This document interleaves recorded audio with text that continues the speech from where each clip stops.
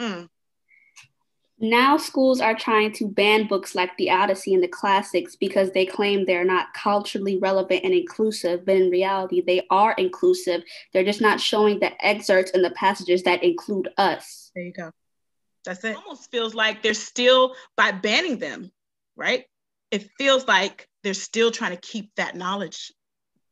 Yeah, exactly. They're trying to keep away this, oh, we have greatness stored in us, but it's lying dormant. Yes, yes, yes. Frank Snowden is so beautiful because this is what he does.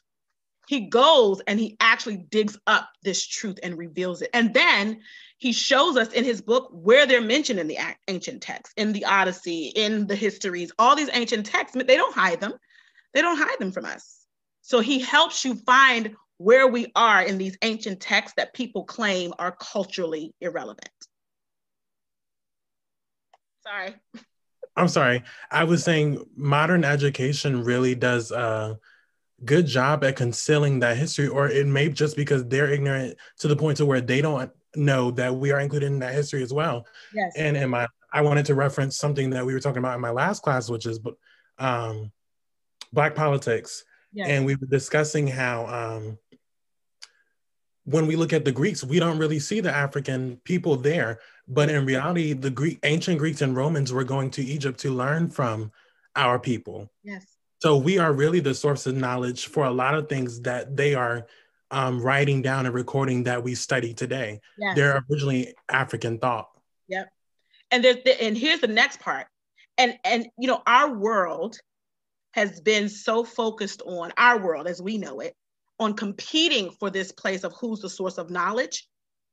They weren't even in that competition. And that's another thing I want us to realize. And I think that's another thing where maybe Black people go off the rails a little bit is we've been oppressed so much. We really want to find out.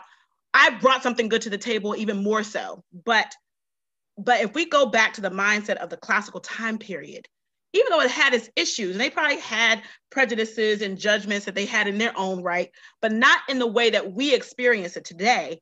Back then, they had no issue with sharing knowledge with each other. Like if you read some of the ancient texts, they will tell you, I got this idea from the Egyptians.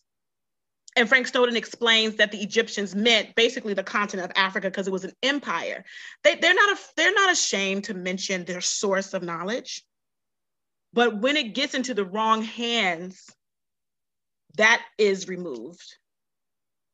And what we want to get to is that place where all of humanity is coming together equally to share the wealth of knowledge that we all bring to the table as human beings. Any other thoughts?